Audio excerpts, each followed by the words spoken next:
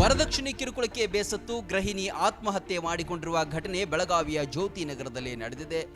28 ವರ್ಷದ ಶ್ರೀನಿಧಿ ಸಂತೋಷ್ ನಾವಿ ಆತ್ಮಹತ್ಯೆ ಮಾಡಿಕೊಂಡ ಗೃಹಿಣಿ.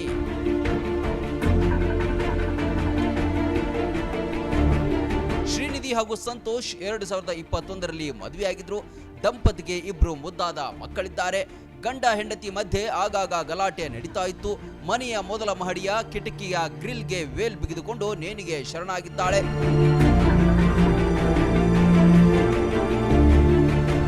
ತವರು ಮನೆಯವರೊಂದಿಗೆ ಮಾತನಾಡಬಾರದು ಅಂತ ಮೊಬೈಲ್ ಫೋನ್ ಕಿತ್ಕೊಂಡಿದ್ದ ಎಂದು ಶ್ರೀನಿಧಿ ಕುಟುಂಬಸ್ಥರು ಆರೋಪಿಸಿದ್ದಾರೆ. ಗಂಡ, ಅತ್ತೆ ಹಾಗೂ ಇನ್ನಿಬ್ಬರು ಸಂಬಂಧಿಕರ ವಿರುದ್ಧ ಶ್ರೀನಿಧಿ ಕುಟುಂಬಸ್ಥರು ವರದಕ್ಷಿಣೆಯ ಕಿರುಕುಳದ ದೂರು ನೀಡಿದ್ದಾರೆ.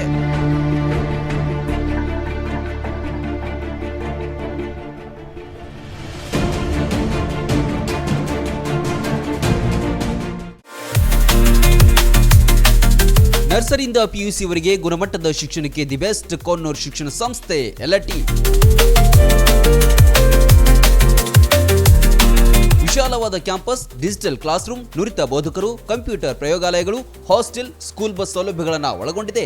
ಹೈಸ್ಕೂಲ್ ಮಟ್ಟದಲ್ಲೇ JEE, ನೀಟ್, KCET ಪರೀಕ್ಷೆಗಳಿಗೆ ಕೋಚಿಂಗ್ ನೀಡಲಾಗುತ್ತೆ.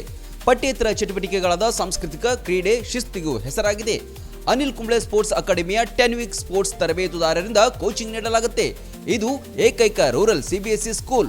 ಅಷ್ಟೇ ಅಲ್ಲ, ಇದು ರೆಸಿಡೆನ್ಷಿಯಲ್ CBSE ಸ್ಕೂಲ್. ಕೈಗೆಟುಕುವ ದರದಲ್ಲಿ ಗುಣಮಟ್ಟದ ಶಿಕ್ಷಣಕ್ಕೆ ಮೊದಲ ಆದ್ಯತೆ. ಈಗಾಗಲೇ ದಾಖಲಾತಿಗಳು ಆರಂಭವಾಗಿವೆ. ನಿಮ್ಮ ಮಕ್ಕಳ ಭವಿಷ್ಯ ನಿರ್ಮಾಣವೇ ನಮ್ಮ ಗುರಿ. ರನ್ ಟಿವಿ ನ್ಯೂಸ್ ವಿಡಿಯೋಸ್ ನೋಡಲು ಸಬ್ಸ್ಕ್ರೈಬ್ ಮಾಡಿ, ಬೆಲ್ ಐಕಾನ್ ಪ್ರೆಸ್ ಮಾಡಿ.